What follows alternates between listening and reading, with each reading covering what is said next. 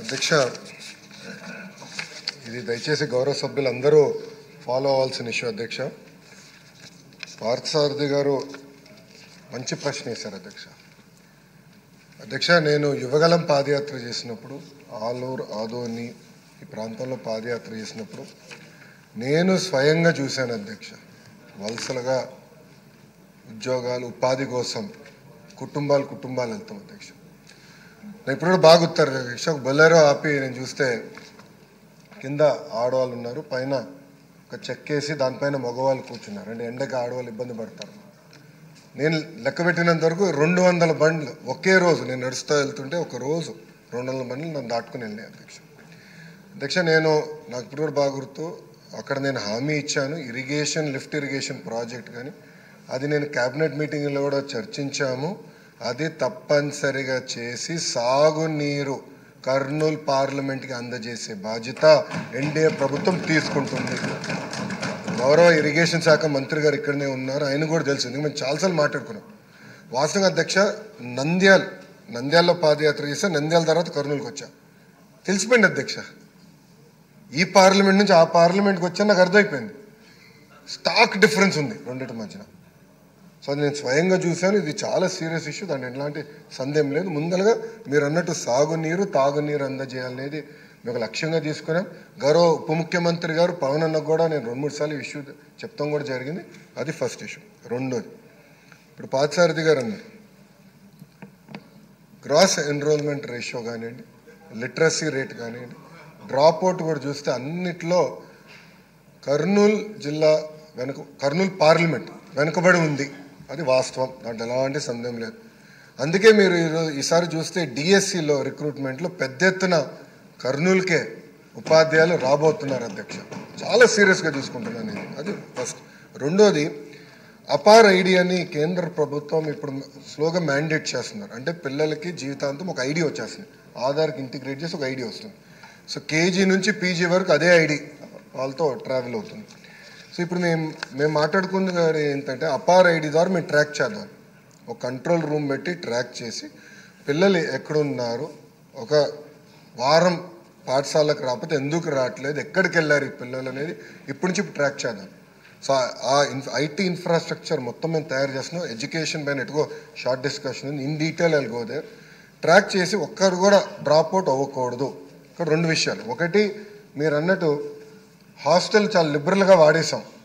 మీరు ప్రశ్న అడిగారో లిబరల్గా చెప్పాం. మీరు అన్నట్టు బ్రేక్ఫాస్ట్ లంచ్ డిన్నర్ ఇక్కడ హాస్టల్ వసతులు లేవు, అది వాస్తవం, అందరు తెలిసిన విషయం. కానీ మేము ఆలోచించేది 2 విషయాలు. ఒకటి, ఇప్పుడున్న సంక్షేమ హాస్టల్స్ ఎట్లా బలోపేతం చేయాలి. ఒక భాగం అయితే వలసలుగా వెళ్తారు. అధ్యక్ష, ప్రధానంగా వాళ్ళందరూ మిర్చి సమయంలో ఇక్కడికి వచ్చి గుంటూరులో ఎక్కువ శాతం మంది ఇక్కడ ఉంటారు. సో వాళ్ళు ఇక్కడికి వచ్చినప్పుడు ఇక్కడ అడ్మిషన్స్ ఇవ్వచ్చా, దానికి విధి విధానాలు ఏంటి, అంటే వచ్చేది ఒక 4 నెలలు 5 నెలలకి ఇక్కడ అడ్మిషన్స్ ఇచ్చి వాళ్ళ పిల్లలకి చదువు ఇక్కడ కొనసాగించవచ్చా, ఎందుకంటే అక్కడ స్కూల్ కిట్ ఎట్టుకు ఇస్తాం కనుక ఇక్కడ చేయొచ్చు. ఆ ట్రాకింగ్ కూడా ఇప్పుడు మొదలు పెడతాం. అది ఒక భాగం. అంటే ఒక పక్కన హాస్టల్స్, ఇంకో పక్కన ఈ ట్రాకింగ్ 2 ఉంటేనే డ్రాప్ అవుట్ రేట్ తగ్గుతుంది, దాంట్లో ఎలాంటి సందేహం లేదు. అధ్యక్ష, గౌరవ సభ్యులు చెప్పినట్లు ఇప్పుడు 24-25 బడ్జెట్లో 121 సెంటర్, అంటే రాష్ట్ర వ్యాప్తంగా 121 సెంటర్లో కేవలం 6,040 మంది విద్యార్థులకి 6,04,00,000 రూపాయలు ఖర్చు పెడతాం జరిగింది. మీరు చూస్తే గతంలో కూడా డీటెయిల్స్ మొత్తం నా దగ్గర ఉంది. అధ్యక్ష, అంటే ఎక్కడ ఒక రేషియో లాగా లేదు. కొన్ని సంవత్సరాలు ఎక్కువ ఉన్నాయి, కొన్ని సంవత్సరాలు దాదాపు 10 కోట్లు ఖర్చు పెట్టాం. వైకాపా ప్రభుత్వం సమయంలో అయితే 40 లక్షలు ఖర్చు పెట్టినవి కూడా సంవత్సరాలు ఉన్నాయి. అంటే ఇది ఒక ప్రణాళికబద్ధంగా చేయలేదు, ఏదో నిధులు ఉన్నాయి చెయ్యాలి ఒక టిక్ బాక్స్గా చూసాం తప్ప పిల్లలకి మెరుగైన విద్య అందించాలి, వాళ్ళ తల్లిదండ్రులకి విద్య లేక వాళ్ళు ఎట్లయితే వలసలుగా వెళ్ళాల్సి వస్తుందో అలాంటి పరిస్థితి పిల్లలకి రాకూడదు అనే ఆలోచనతో అయితే గతంలో పనిచేయలేదు. ఇది చాలా సీరియస్గా తీసుకుంటున్నాము, దాన్ని మీకు ఎలాంటి డౌట్ వద్దు. అసెంబ్లీ సెషన్లు అయిన తర్వాత కూడా గౌరవ సభ్యులందరితో కూర్చుంటాను, ఆ పార్లమెంట్ సంబంధించిన సభ్యులతో. We will discuss threadbare. ఒక పక్కన సంక్షేమ హాస్టల్స్ని ఎట్లా బలోపేతం చేయాలి, ప్యారలల్గా ఏదైతే నేను చెప్పాను వలసలు జరగకుండా చూసుకుంటాం.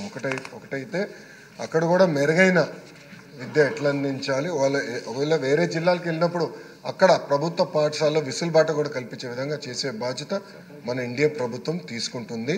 అంతేకాకుండా అధ్యక్ష, గ్రాస్ ఎన్రోల్మెంట్ రేషియో కానీ, దాని స్టూడెంట్ టీచర్ రేషియో కానీ అన్నిట్లో మన పార్లమెంట్ అంటే కర్నూలు పార్లమెంట్ వెనుకబడి ఉంది అంటే అలాంటి డౌట్ లేదు.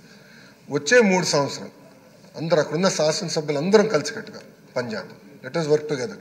అక్కడున్న CSR ఫండ్స్ ఉన్నాయండి, సర్వశిక్ష అభియాన్ ఫండ్స్ ఉన్నాయండి, లేదంటే ఎడ్యుకేషన్ డిపార్ట్మెంట్స్ ఫండ్స్ ఉన్నాయండి, 3 కన్వర్జెన్స్ చేసి పెద్ద ఎత్తున ఫోకస్ చేయాల్సిన అవసరం ఉంది. అంటే ఎలాంటి డౌట్ లేదు, చేద్దాం. కలిసికట్టుగా చేసి 3 సంవత్సరాలు మార్పు తీసుకొచ్చే బాధ్యత మనందరం తీసుకుందామని సభాముఖంగా గౌరవ సభ్యులు తెలుపుకుంటూ, మన ప్రభుత్వం ఈ ఇష్యూని చాలా సీరియస్గా తీసుకుంటుంది. ఆల్రెడీ ఆర్టికల్స్ కూడా, ఎందుకంటే ఇది ఆల్రెడీ మాకు ఒక ట్రాకింగ్ సిస్టమ్ పెట్టుకున్న ఆర్టికల్స్ కూడా వచ్చినాయి.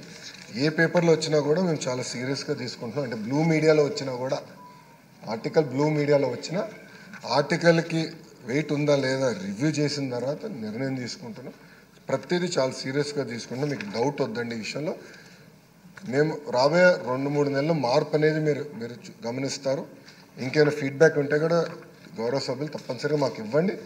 కలిసికట్టుగా ఇది సీరియస్గా తీసుకుందని గౌరవ సభ్యులు తెలుసుకుంటూ నేను సెలవు తీసుకుంటాను. క్వశ్చన్ నెంబర్ 801 నిమ్మల రామానాయుడు గారు. ధన్యవాదాలు.